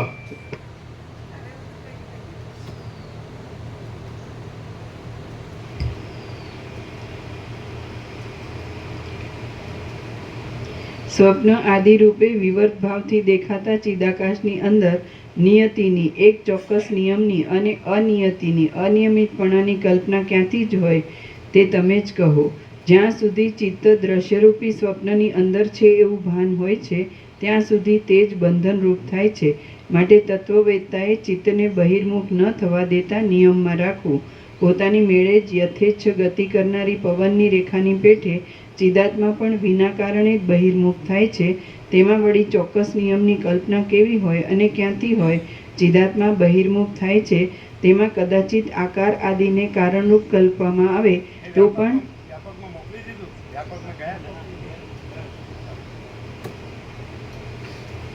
અહીંયા જે 50 વર્ષથી જે પ્રકાશ થાય છે તો એમ થાય ને બહુ અટપટું, બહુ અઘરું છે, બહુ કઠણ છે, બહુ ઊંચું છે ને આ તો સંન્યાસી માટે છે ને, એવું છે? બિલકુલ નહીં. અહીંયા જે પ્રકાશ છે એ એટલો બધો સિમ્પલ છે, એટલો બધો સરળ છે કે કોઈ પણ ભ્રાંતિવાળો આવે એની ભ્રાંતિ એને આડી ન આવે અને આ પ્રકાશ સીધો આત્મા સુધી પહોંચે. અને બીજે બધે ક્યાંય પણ શબ્દો છે તો એની આમ વ્યાકરણ ને શબ્દોની એવી મારામારીને એવી ઘડભાંગ હોય ને કે મૂળ વસ્તુ સાઈડમાં રહી જાય અને આ ચૂંથણામાંથી એ ઊંચો જ ના આવે, એવું થાય. એમાંથી ઊંચો ન આવે. ચૂંથણા શબ્દોની મારામારી કરે અને ચૂંથણામાંથી ઊંચો જ ના આવે. અને તર્ક વિતર્ક ને એવા બધામાં મૂળ વસ્તુ એટલી બધી સાઈડમાં રહી જાય અને પાછો હું આટલું બધું જાણું છું, મારી પાસે આટલા પુસ્તકો છે, મારી પાસે આટલું નોલેજ છે, એમાંથી એ પછી ખોવાઈ જાય. મારા ભગવાન આવા છે, મારા શાસ્ત્રો આવા છે, મારા ગુરુ આવા છે, અમારા નિયમો આવા છે, અમારો ધર્મ આવો છે, બીજા કાંઈ નહીં, અમારે જેવું કોઈ નહીં, ઊંધું વળી ગયેલું કાંઈ નથી એમાં. એટલી હદ સુધી થઈ જાય કે એ એટલું કોમ્પ્લિકેટેડ, મગજ એટલી અંદર ચિત્ત વૃત્તિઓ એટલી વિકૃત થઈ ગઈ હોય કે જ્યારે સાચું આ તત્વ સામે આટલું સરળતાથી આટલું સહજતાથી મળે તો એને ઓળખી ન શકે અને એનો લાભે પૂરો ન લઈ શકે, એવું થાય. કે અમારું આવું જ છે એમ કે પાછા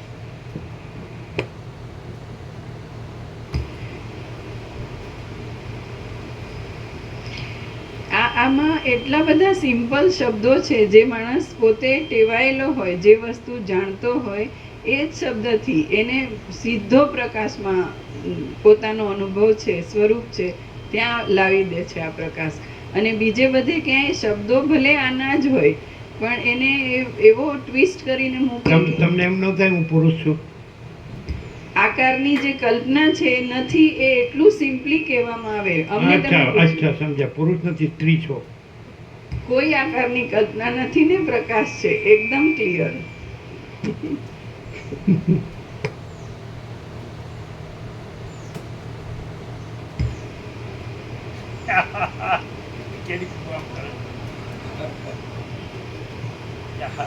એમ કે આ ભવે ઠેકાણું પડશે કે નહીં?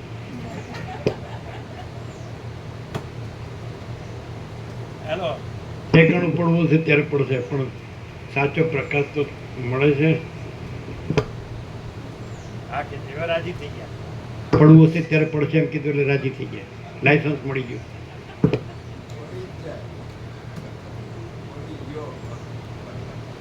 ઠેકાણું પડતું નથી, ઠેકાણું છે જ.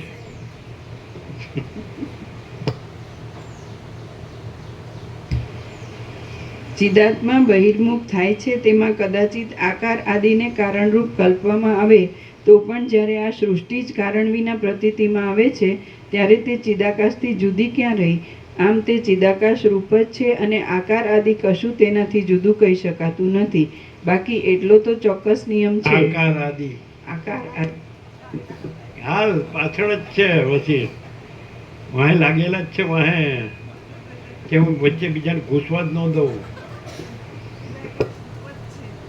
એટલે કોઈ વચ્ચે બીજું ઘૂસવા તો વસીટ આમ કાઢે કે ભાઈ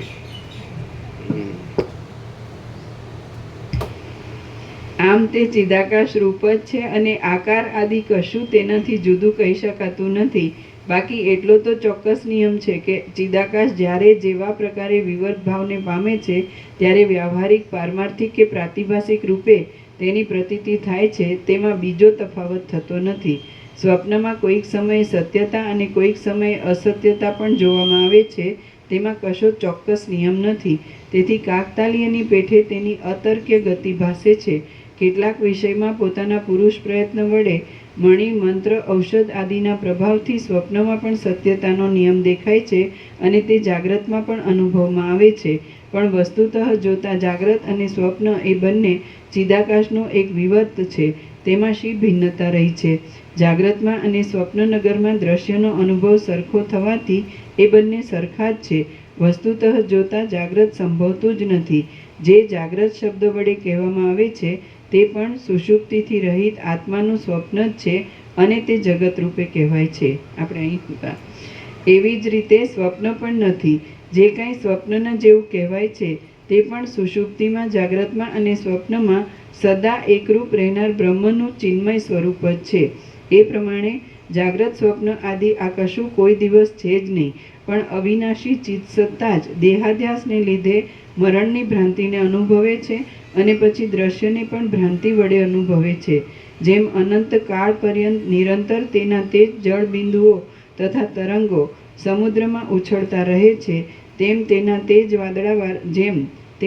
વાદળા વારંવાર આકાશમાં ઘૂમતા રહે છે અને જેમ તેની તે જ દિશા દિગ્ભ્રમને લીધે બીજી જેવી જાણવામાં આવે છે, તેમ પરબ્રહ્મની અંદર આ સર્વ સૃષ્ટિ કલ્પના અનન્ય રૂપે રહી છે. તે વસ્તુતઃ નહીં દેખાતા છતાં ભ્રાંતિને લીધે કેમ જાણે જુદે રૂપે રહેલું હોય તેમ ભાસે છે. શિલાઓની અંદર અપ્રકટ રૂપે રહેલી રેખાઓની પેઠે તે જુદા જેવી દેખાય છે, પણ પરબ્રહ્મથી તે જુદી નથી. તો પછી તેમાં સ્વપ્ન, જાગ્રત આદિની સ્થિતિ કેવી હોય? આ આત્મા જાગ્રત, સ્વપ્ન, સુષુપ્તિ તથા તુર્ય એ ચારે અવસ્થારૂપી શરીરને ધારણ કરે છે, નિરાકાર છે, સર્વને આકારે પ્રતીતિમાં આવતા છતાં કાળની કલ્પનાથી રહિત છે અને સૃષ્ટિરૂપી શરીરને ધારણ કરી રહેલો છે. તે પોતાના ચિન્મય સ્વરૂપ વડે વ્યાપ્ત છે અને વસ્તુતઃ શૂન્ય દ્રશ્યથી યુક્ત છે, છતાં તેનાથી રહિત જ છે. આમ આ સર્વ ચિદાકાશ રૂપ છે અને તેનાથી કાંઈ પણ જુદું નથી. આકાશ, પવન, અગ્નિ, જળ, પૃથ્વી, બીજા લોકો તથા મેઘો સાથેનું આ દ્રશ્ય જગત સૃષ્ટિના આદિકાળમાં કારણનો અનુભવ નહીં થવાથી કેવળ હિરણ્યગર્ભના ચિત્તરૂપ છે. તે નામથી રહિત છે, ચિદ્રૂપ સાક્ષી વડે યુક્ત છે અને અંતે મનનો લય થઈ જતા શુદ્ધ ચિદ્રૂપ જ અનુભવમાં આવે છે. એટલે કે કોઈ પણ વસ્તુ તેનાથી જુદી. ચિદાકાશમાં કોઈ ભગવાનનો આકાર છે?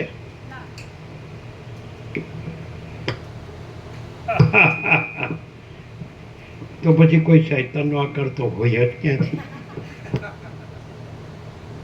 ચાલો, તમારો ટાઈમ થઈ ગયો. મને પ્રસાદ આપી દો. એક જ લાઈન છે આટલી. એક જ ટાઈમ છે. એક જ લાઈન છે.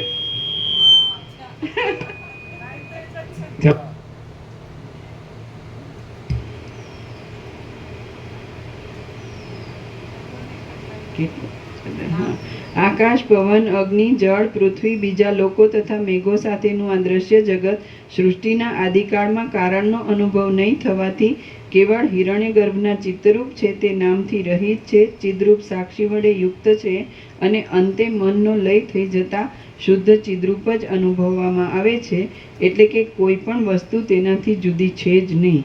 શ્રી યોગ વાસિષ્ઠ મહારામાયણમાં નિર્વાણ પ્રકરણના કોઈ પણ ઉત્તરાર્ધમાં વસ્તુ તેનાથી જુદું છે જ નહીં એવું નહીં.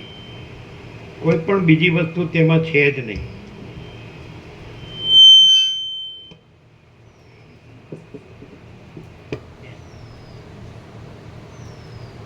કોઈ પણ બીજી વસ્તુ તેમાં છે જ નહીં. શુદ્ધ ચિદ્રૂપ જ છે. પ્રસાદ આપી દો. એટલે જેને જવું છે એને, બધાને નહીં. શુદ્ધ ચિદ્રૂપ જ છે એટલે કે કોઈ પણ બીજી વસ્તુ તેમાં છે જ નહીં. નહીં બરાબર? શ્રી યોગ વાસિષ્ઠ મહારામાયણમાં નિર્વાણ પ્રકરણના ઉત્તરાર્ધનો સ્વપ્ન નિર્ણય નામનો સર્ગ 148મો સમાપ્ત.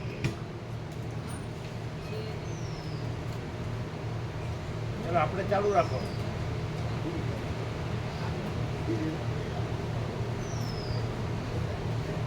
મામા પ્રભુને 16મી સવારે છોડી દેવાના છે એટલે એક પાણું વધારતા જાઓ.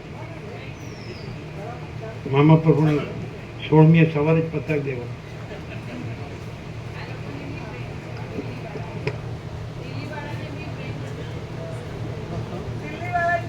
દિલ્હીવાળા 3 ભાવિક અને એટલે શુકતાલવાળાને એમને સવારની ટ્રેન છે 11 વાગ્યાની આસપાસ, એટલે સવારે થાય તો ફૂલ લાભ લઈ લે.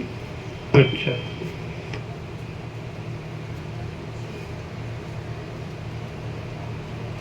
સેનાવાળાને સુદર્શન પ્રભુ, વિનોદ પ્રભુ અને વસંત પ્રભુ, ડોક્ટર વસંત, કેટલા વાગ્યાની છે? એ લોકોની 11 વાગ્યાની આસપાસની ટ્રેન છે. એ તો સવારે ચા પાણી નાસ્તો કરીને જવું પડે.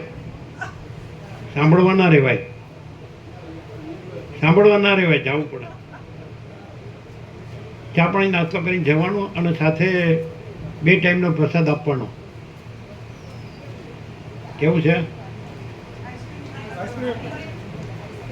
અમૃત સરોવર. આખું સરળ શ્રવણમાં જે 2 સરક સાંભળ્યા તો થોડું એમ લાગ્યું કે આ ઓછું સમજાયું કે ભારે અઘરું એવું લાગ્યું.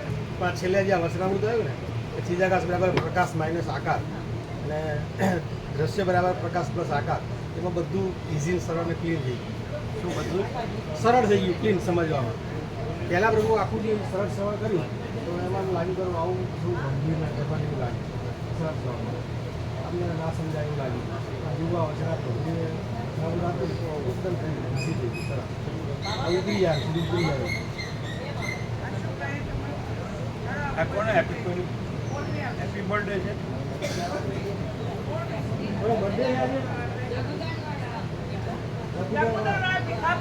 જગુદર વાળા ભીખા પ્રભુ, જગુદર વાળા ભીખા પ્રભુનો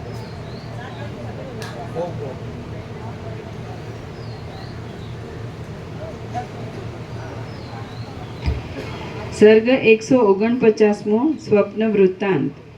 આ 149મા સર્ગમાં સ્વપ્ન વૃત્તાંતમાં પોતાને ઘેર આવેલા એ મુનિના મુખમાંથી અનેકને સમાન દુઃખ આદિ પ્રાપ્તિના નિમિત્ત સંભળાયા વિશે વર્ણન આવશે. વ્યાધ બોલ્યો, હે મહારાજ, તમે તે પ્રાણીના દેહની અંદર સેંકડો વિસ્તીર્ણ વૃત્તાંતોની સાથે પ્રલય અને સંસારને અનુભવતા હતા. તમને તે ઘરની અંદર ભાર્યા, બંધુ આદિ સાથે સહવાસ થયા બાદ જગત સંબંધી કોના વૃત્તાંતનો અનુભવ થયો તેનું તત્વ કહો.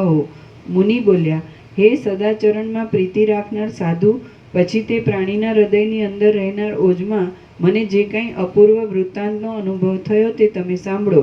ત્યાં રહેવાથી હું આત્માના ચમત્કારને ભૂલી ગયો હતો અને ઋતુ તથા સંવત્સર રૂપી મારો કાળ એમને એમ વ્યતીત થવા લાગ્યો. હું આત્મજ્ઞાનથી રહિત હતો અને પોતાની પત્નીમાં આસક્ત ચિત્તવાળો થઈ ગયો હતો. મારા 16 વર્ષ ગૃહસ્થાશ્રમમાં આ પ્રમાણે વ્યતીત થયા. પછી એક દિવસ મારે ઘેર આત્મા જ જ્ઞાન છે કે આત્માને જ્ઞાન મેળવવાનું છે? આત્મા જ જ્ઞાન છે.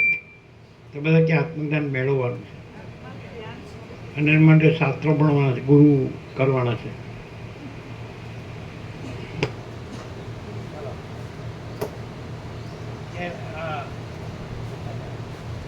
સોળમીએ સવારે જનારા કોણ છે? 16મી સવારે, 16મી સવારે 1 2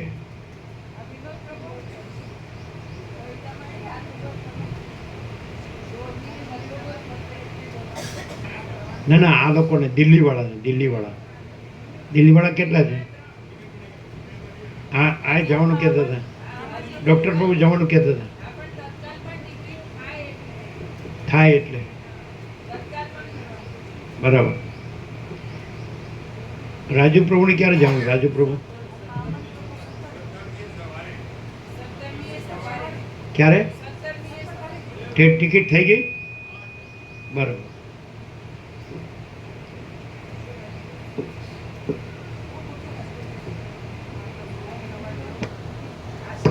અને આ કેતન પ્રભુ એમ જ ને?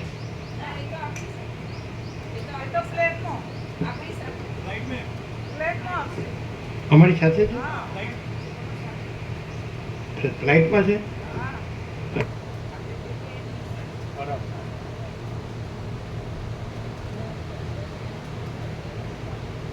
નાઇટમાં એટલે તો 19મી 19મી ને આપણી સાથે. ચાલો.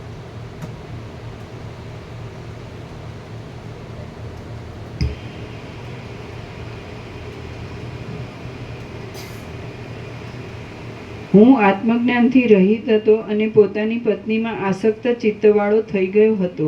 મારા 16 વર્ષ ગૃહસ્થાશ્રમમાં આ પ્રમાણે વ્યતીત થયા. પછી એક દિવસ મારે ઘેર ઉગ્ર તપવાળા ને મહાજ્ઞાનવાળા મહામાન્ય મુનિ અતિથિ રૂપે આવ્યા. હે પ્રિય વ્યાધ,